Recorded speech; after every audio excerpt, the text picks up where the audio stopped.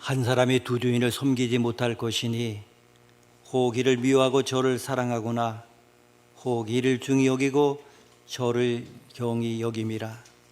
너희가 하나님과 재물을 겸하여 섬기지 못하느니라. 마태복음 6장 24절에서 주님은 너무나도 명확하고 단호한 선언을 우리에게 던지십니다. 여러분, 이 말씀은 타협이나 중간지대를 허용하지 않는 말씀입니다. 주님은 하나님도 섬기고 재물도 적당히 섬기라고 하지 않으셨습니다. 겸하여 섬길 수 없다고 단정하셨습니다. 왜 그렇습니까? 인간의 마음에는, 성전에는 이 오직 하나님의 하나의 보좌만 존재하기 때문입니다. 그 보좌에 하나님이 앉으시든지 아니면 만몬 즉 재물이라고 하는 우상이 앉아서 우리를 지배하든지 둘 중에 하나라는 뜻입니다. 오늘날 우리가 살아가는 이 세상을 한번 보십시오. 온통 돈 이야기뿐입니다. 돈. 어떻게 떼돈을 벌었다, 주식 투자해서 어떻게 되었다, 이렇게 이야기합니다. 정말 사람들은 돈을 벌기 위해서 밤낮 없이 달리고 공부하고 장사하고 주식하기도 하고 가상화폐를 채굴하기 위해서 밤잠을 이루지 못합니다. 돈이 없으면 살아가기 힘든 세상인 것은 참으로 맞습니다. 성경도 돈 그 자체나 재물을 버는 행위 자체를 나쁘다 이렇게 말하지 않습니다. 신명기 8장 18절 말씀 보게 되면 분명히 말씀하십니다. 내 하나님 여호와를 기억하라. 그가 내게 재물 얻을 능력을 주셨음이라. 아멘. 재물 얻는 능력도 건강도 생명도 다 하나님이 주신 선물입니다. 시편 112편 3절에서도 정직한 자의 집에 부와 재물이 있다고 했습니다. 따라서 돈은 죄가 아닙니다. 돈은 분명 필요한 것입니다. 하나님이 주시는 삶에 유용한 도구입니다.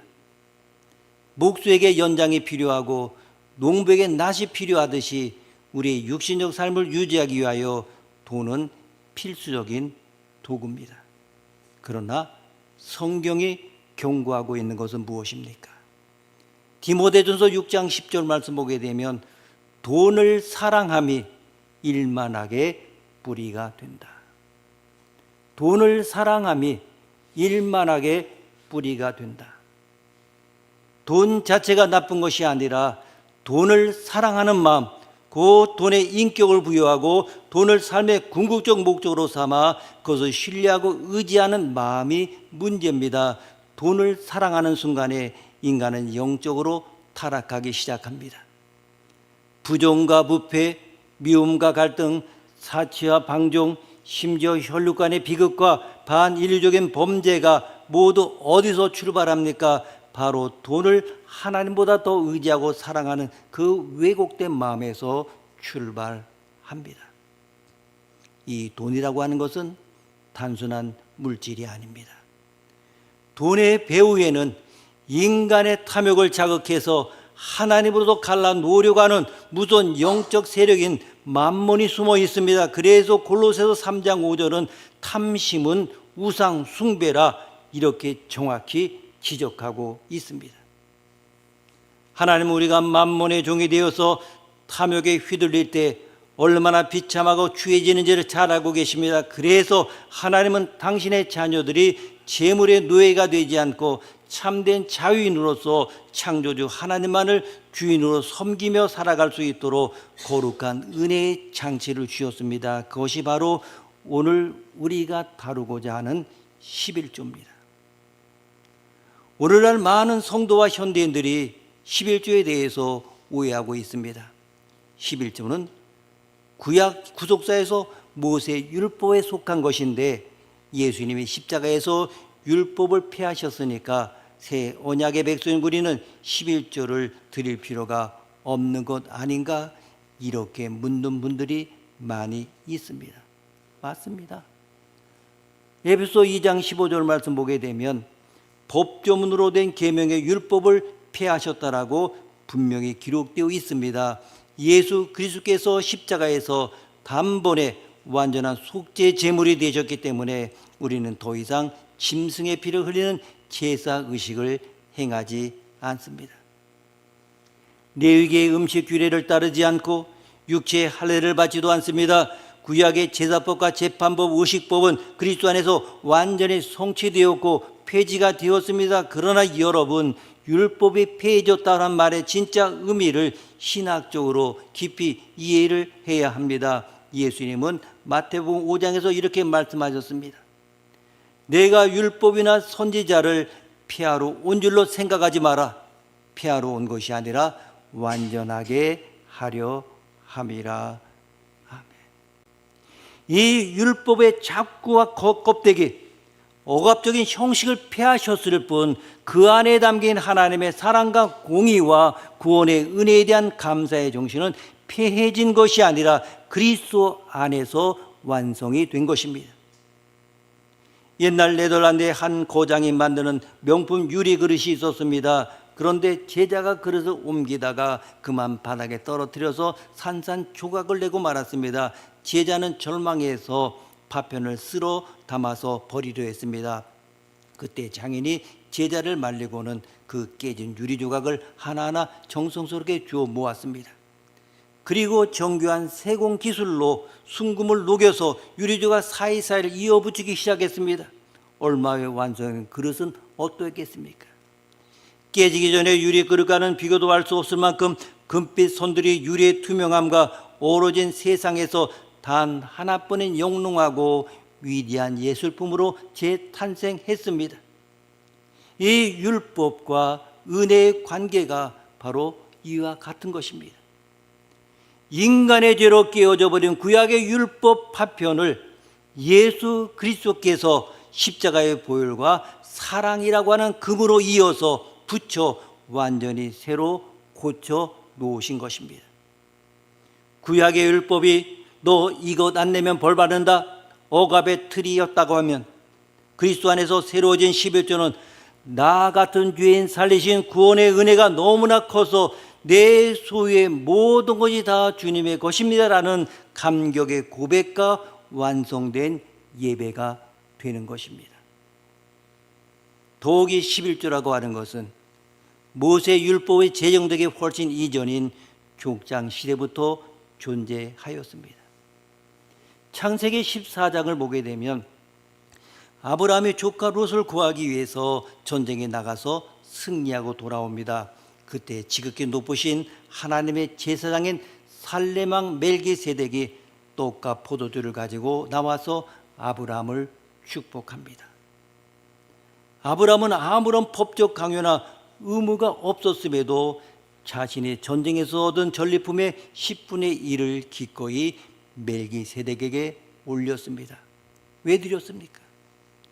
이것은 내 힘으로 이긴 것이 아니라 지극히 높으신 하나님이 내 대적을 내 손에 붙이셨다는 승리의 은혜에 대한 자발적 감사의 고백이었습니다. 창세기 28장의 야곱도 마찬가지입니다. 형 에서를 피해 외롭고 두려운 마음으로 도망치던 야곱이 베델의 광야에서 하나님을 만났습니다. 그때 하나님 뭐라고 말씀하십니까? 내가 너와 함께 있어 내가 어디로 가든지 너를 지키며 이 땅으로 돌아오게 하리라는 놀라운 약속을 주십니다. 하나님의 초월적인 그 은혜에 감격해서 야곱이 어떻게 반응합니까? 창세기 28장 22절 말씀 보면 하나님께서 내게 주신 모든 것에서 10분의 1을 내가 반드시 하나님께 드리겠나이다. 아멘. 이 야곱이 드린 11조 서원 역시 율법 조문 때문이 아니었습니다. 나 같은 버림받은 자를 찾아주신 하나님의 은혜가 너무나 크고 오묘했기 때문에 나온 그러한 사랑의 그러한 반응이었습니다. 나 같은 사람을 이렇게 사랑해 주십니까? 이렇게 쫓겨다니는 나를 이렇게 축복해 주십니까? 그래서 사랑에 고백하는 것입니다. 예수님 시대의 서기관들과 바리새인들 한번 보십시오. 그들은 박하와 회당과 근처의 11조까지 아주 철저하게 계산해서 바쳤습니다. 그러나 그들의 마음에는 하나님을 향한 사랑도 없었고 이웃을 향한 정의와 긍휼도 없었습니다. 그저 11조를 자신의 의로움을 자랑하는 수단으로 삼았습니다. 그때 예수님 마태복음 23장 23절에서 그들을 꾸짖으시며 이렇게 말씀하십니다. 너희가 박하와 회당과 근처의 11조는 드리되 율법에 더 중한 바 정의와 긍휼과 믿음은 버렸도다. 그러나 이것도 행하고 저것도 버리지 말아야 할지니라. 아멘. 보면 주님은 거룩한 11조라는 행위 자체를 폐지한 것이 아니라 11조라는 외용 속에서 정의와 긍휼과 진실한 믿음이라는 것을 내면의 정신을 담아서 이것도 행하고 저것도 버리지 말라 이렇게 말씀하고 있습니다. 세계적인 신학자 팀 켈러 목사도 이 구절을 해석하면서 예수님은 결코 11조를 폐지하신 것이 아니라 바리새인들의 율법주의적 계산을 넘어 그 이상을 바치는 은혜의 삶을 요구하신 것이라고 올바르게 지적했습니다. 새 언약의 성도는 11조라고 하는 최소한의 고백을 넘어서 내 모든 소유를 주님께 맡기는 초월적 청지기의 삶으로 나아가야 하는 것입니다. 그렇다면 성경이 말하는 온전한 11조는 무엇입니까? 우리가 읽지 않았습니다마는 하나님은 8절에서 오랫동안 당신을 떠나 있던 백성을 향하여 가슴 아픈 말씀을 하십니다. 8절 말씀 함께 읽습니다. 8절입니다. 사람이 어찌 하나님의 것을 도둑질하겠느냐? 그러나 너희는 나의 것을 도둑질하고도 말하기를 우리가 어떻게 주의 것을 도둑질하였나이까 하는도다. 이런 거 11조와 봉헌물이나. 아멘. 하나님은 무려 4번이나 도둑질이라고 하는 거친 표현을 사용하셨습니다. 왜 하나님은 11조를 안 드린 것을 두고 도둑질이라고까지 말씀하셨습니까? 레위기 27장 30절 말씀 보게 되면 답이 나옵니다. 그 10분의 1은 여호와의 것이니 여호와의 속물이라. 아멘. 우리가 이 땅에서 수고하여 얻은 소득, 통장에 찍히는 그 금액, 내가 땀 흘려 얻은 소산물의 원주인이 누굽니까? 우리는 착각합니다. 내 머리로, 내 체력으로 내가 밤새워 일해서 번 돈인데 왜 이게 하나님의 것인가? 그러나 여러분, 아주 한번 냉정하게 생각해 보십시오. 오늘 밤 하나님께서 여러분의 호흡을 거둬가시면 그 돈이 누구의 것이 됩니까? 여러분에게 건강을 주신 분이 누구며 일할 수 있는 지혜와 환경을 주신 분이 누굽니까? 근본적인 생명과 기회 제공자는 하나님이십니다. 따라서 소득의 10분의 1을 하나님께 구별하여 드리는 것은 하나님, 이 10분의 1을 포함하여 내 삶의 소유 전체, 이 모든 것이 다 하나님의 것입니다. 나는 다만 주님이 맡겨주신 것을 잘 관리하는 청지기일 뿐입니다라고 고백하는 거룩한 주권의 인정이 바로 11조라고 하는 것입니다. 미국의 하이드라고 하는 사업가가 있었습니다. 그는 청년 시절부터 모든 재물은 하나님의 것이라고 하는 신념으로 11조와 봉헌을 철저히 드렸습니다. 그러나 1887년에 미국 전역을 이웃는 극심한 경제 공황이 찾아왔습니다. 하이드는 순식간에 모든 재산을 잃어버리고 거액의 빚더미에 앉게 되었습니다. 보통 사람 같으면 아마 우리도 마찬가지 것입니다. 하나님, 제가 11조도 잘 내고 봉사도 열심히 했는데 어떻게 내게 이런 시련을 주십니까? 정말 믿음 생활 잘하고 있는데 이게 뭡니까? 이렇게 원망하고 때로는 신앙을 버릴 수도 있을 것입니다. 그러나 하이드는 달랐습니다.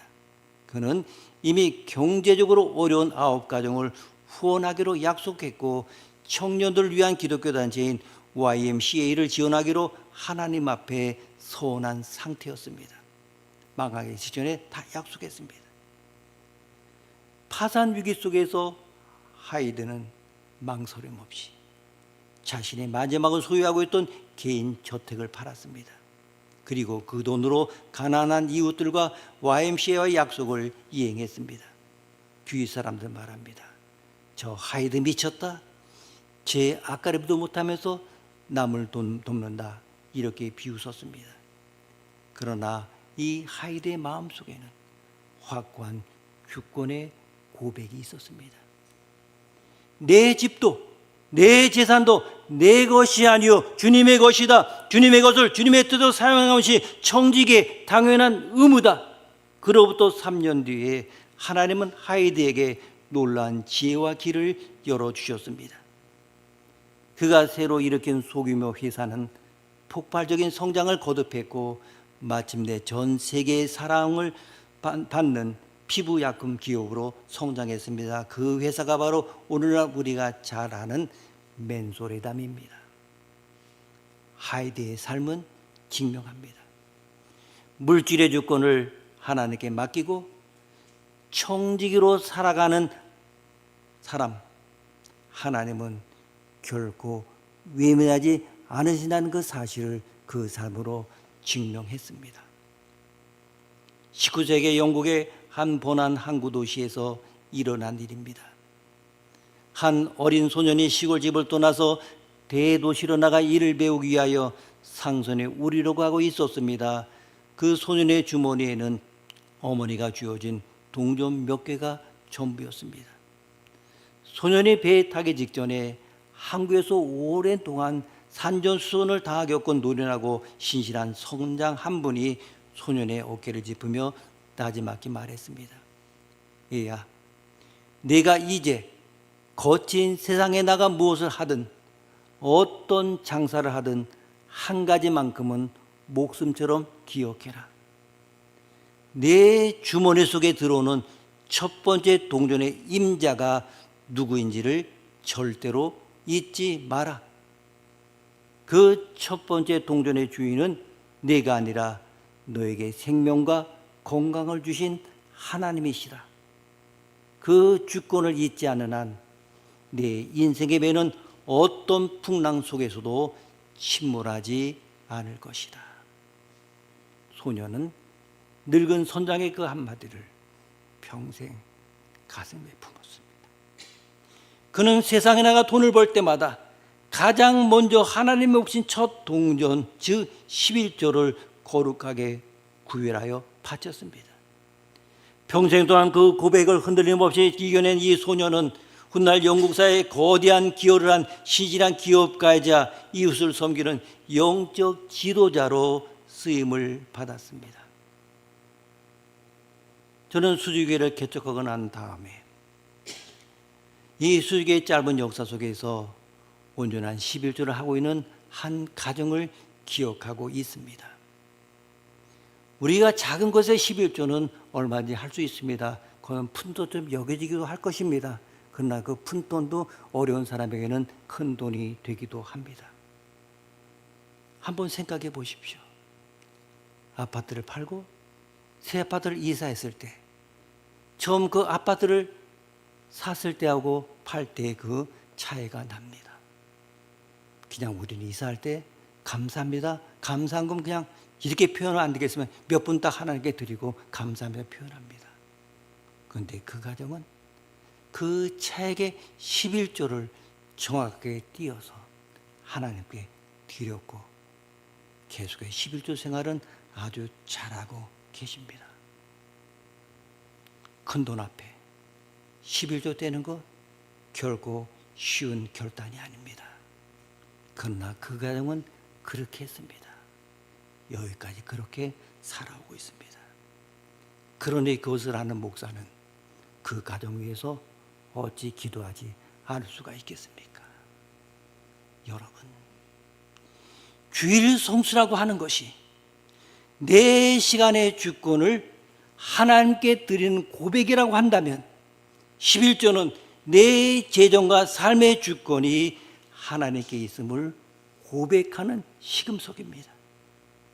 이 주권 고백에 빠진 11조는 단순한 종교적 세금이나 기복적인 투자에 불과합니다. 하나님은 우리의 돈을 탐내시는 분이 아닙니다. 하나님이 원하시는 것은 우리의 마음과 믿음 그리고 온전한 주권의 인정입니다. 말라기서 3장 10절 후반절을 보게 되면 성경 전체에서 가장 파격적이고 놀란 하나님의 말씀이 등장합니다. 나를 시험하여 내가 하늘 문을 열고 너에게 복을 쌓을 곳이 없도록 붙지 아니하나 보라. 여러분, 성경은 원래 하나님을 시험하는 것 엄격히 금합니다. 마태복음 4장 7절에서도 예수님은 사단에게 주 너희 하나님을 시험하지 말라고 단호히 말씀하셨습니다. 하나님을 시험하는 것 불신앙이요 오만입니다. 그런데 왜 유독 이 11조 말씀에서만큼은 하나님께서 나를 시험해 보라고 당신의 이름을 걸고 도전하듯 말씀하셨습니까? 그 이유는 인간의 물질 앞에서 얼마나 악하고 이기적인지 그 탐욕을 내려놓고 11조를 드리는 것이 인간의 계산으로는 얼마나 어려운 일인지를 하나님이 너무나도 잘 아시기 때문입니다. 사람들은 생각합니다. 내 월급에서 10분의 1을 떼어내면 당장 내 생활비가 부족해지는데, 내 아이 학원비가 모자라고 내 적금이 줄어드는데, 인간의 산술과 계산으로는 11조는 무조건 마이너스요 손해처럼 보입니다. 코로나 시를 보게 되면 가장 먼저 줄이는 것이 무엇이었습니까? 교회 헌금이었습니다. 이것이 우리 인간의 마음입니다. 그러나 하나님의 영적 계산법은 다릅니다. 하나님이 나를 시험해보라 하신 것은 하나님을 의심하여 테스트하라는 것이 아니라 하나님의 법칙과 하나님의 약속이 참되고 신실하다는 사실을 너의 삶으로 직접 경험하여 복종하라는 그런 초청입니다. 그렇다면 온전한 11조를 드리는 자에게 하나님의 약속하신 복이 무엇입니까? 11절 말씀 함께 읽습니다. 11절입니다. 만군의 여호와가 이르노라 내가 너희를 위하여 메뚜기를 금하여 너희 토지 소산을 먹어 없애지 못하게 하며 너희 밭에 포도나무 열매가 기한 전에 떨어지지 않게 하리니 아멘. 이것은 단순한 농경시대의 비유가 아닙니다. 우리의 삶에 적용되는 놀라운 영적인 법칙입니다.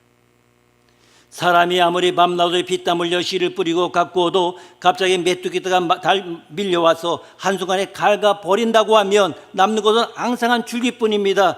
태풍이 불고 병충해가 들어서 포도 열매가 익기 전에 다 떨어져 버리면 그동안의 모든 노력과 투자가 수포로 돌아가고 빚더미에 앉게 됩니다. 우리 인생도 보게 되면 얼마나 수많은 메뚜기와 기한 전에 떨어진 열매가 있습니까? 열심히 벌어 놓았는데 생각지도 못한 사기를 당해 날려버립니다. 갑작스러운 질병이나 사고로 병원비가 밑빠진 독에 물부터 빠져나갑니다. 원치 않은 우한 질거와 사건 사고가 터져서 차곡차곡 모아둔 재산이 한순간에 새어나갑니다. 이것이 바로 인생의 메뚜기요 기한 전에 떨어지는 포도 열매입니다. 그러나 만군의 여호와 하나님께서 약속하십니다. 온전한 청지기 신앙으로 주권의 11조를 드린 자에게는 하나님께서 친히 그 메뚜기를 막아주시고 삶의 터전에 태풍이 불어 열매가 떨어지지 않도록 보살펴 주시겠다고 하는 것입니다.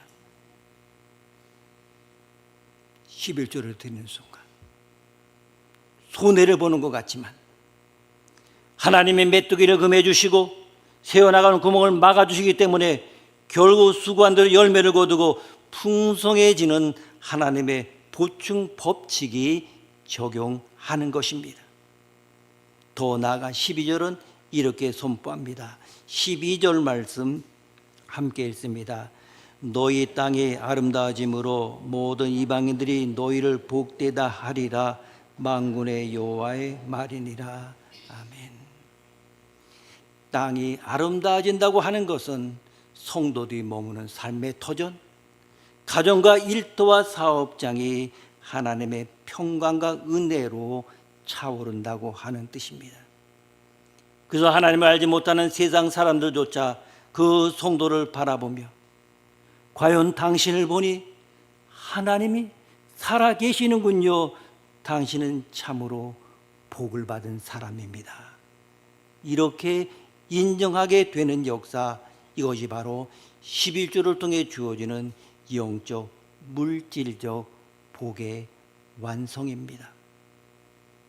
하지만 오늘날 너무나 많은 현대 성도들이 이 명백한 약속의 복을 누리지 못하고 주저합니다. 왜 그렇습니까? 그 배후에는 교묘하고 강교한 사단의 영적 전략이 숨어 있기 때문입니다. 사단이 가장 두려워하는 것이 무엇인지 아십니까? 성도들이 물질의 탐욕에서 벗어나 하나님의 주권을 온전히 인정하고 그 결과 하늘문이 열리는 하나님의 풍성한 복을 받아 세상에 영향을 미치는 것입니다. 또한 사단은 성도들이 11조를 드리지 않게 만들면 주님의 몸된 교회를 아주 쉽게 무너뜨릴 수 있다는 사실을 잘 알고 있습니다. 성경의 역사를 보십시오. 사사시대의 백성들이 하나님을 버리고 11조와 봉헌을 드리지 않자 어떤 일이 벌어졌습니까? 성전을 지키고 예배를 도와야 할 레위인들이 생계를 유지할 수 없게 되어서 성전을 버리고 각자 살 길을 찾아 시골집으로, 시골밭으로 도망쳤습니다. 그 결과 어떻게 됩니까? 성전 예배가 무너지고 온 나라가 영적 혼돈과 타락에 빠졌습니다. 느헤미야 13장 11절 말씀 보게 되면 바벨론 포로에서 돌아온 후에는 백성들이 다시 11조를 드리지 않자 느헤미야가 지도자들을 강력히 꾸짖습니다. 내가 모든 민장들을 꾸짖어 이르기를 하나님의 전이 어찌하여 버림바 되었느냐. 곧 레위 사람을 불러 모아 다시 제자리에 세웠더니 11조가 끊어지면 하나님의 전이 버림받고 예배가 무너지고 거룩한 사명이 중단됩니다. 오늘날 유럽의 수백 년 된 웅장한 성당들과 교회들을 보십시오. 11조는 율법이 낼 필요가 없다는 사단의 거짓 논리에 속아서 성도들이 11조를 버렸습니다. 그 결과 어떻게 되었습니까? 교육자들의 사례비를 줄 수 없고 선교사를 파송할 수 없으며 가난한 이웃들을 도울 구제비가 바닥났습니다. 결국 유럽의 수많은 교회가 문을 닫고 술집이나 박물관이나 심지어 이슬람 모스크로 팔려나가는 비극을 맞이했습니다. 이것은 일본 교회도 마찬가지입니다. 오늘날 사단은 끊임없이 우리 교회에 속삭입니다. 은혜의 시대인데 왜 구약의 11조를 내느냐? 11조는 교회가 교인들의 돈을 뜯어내기 위해서 만든 율법적 제도다. 여러분, 이 사단의 강교한 거짓말에 속지 마십시오. 이것은 성도도 하여금 하나님의 약속의 복을 받지 못하도록 차단하고 주님의 몸된 교회를 무너뜨리려 선교와 구제의 손길을 자르려고 하는 마귀의 관계입니다. 11조는 교회를 유지하기 위하여 인간이 만든 제도가 아닙니다. 교회의 주인 되신 하나님께서 당신의 몸된 교회를 세우시고 복음을 온 세상에 전파하며 가난하고 소외된 자들을 불쌍히 여기는 거룩한 사역을 감당하게 하시려고 지정하신 하나님의 거룩한 재정 법칙입니다. 사랑하는 성도 여러분, 이제 우리는 결단해야 합니다. 주님은 오늘도 우리에게 물으십니다. 너희가 하나님과 재물을 겸하여 섬기지 못하느니라. 너희 참된 주인은 누구냐? 주일 성수가 시간에 주권을 드리는 신앙의 표지라면 11조는 물질과 삶 전체의 주권을 드리는 영적인 시금석입니다. 내게 주어진 모든 소유가 주님의 것임을 인정하는 청지기 신앙으로 돌아갑시다. 억지나 의무감으로 드리는 세금이 아니라 나 같은 죄인을 구원하여 하나님의 자녀로 삼아주신 그 끝없는 은혜에 감격하여 온전한 11조와 풍성한 감사 예물을 하나님 창고에 드립시다. 그래서 하나님께서 하늘문을 열고 쌓을 곳이 없도록 부어주시는 영육간의 복을 경험하시기를 바랍니다. 여러분의 삶의 도전에서 메뚜기가 물러가고 기한 전에 떨어지는 험한 소멸이 사라지며 수고한 대로 풍성한 열매를 거두어 세상 모든 사람들이 당신은 참으로 하나님의 복을 받은 사람입니다라고 고백하는 역사가 여러분의 가정과 일터 위에 영원히 함께 하시기를 주의 이름으로 축복합니다. 기도하시겠습니다.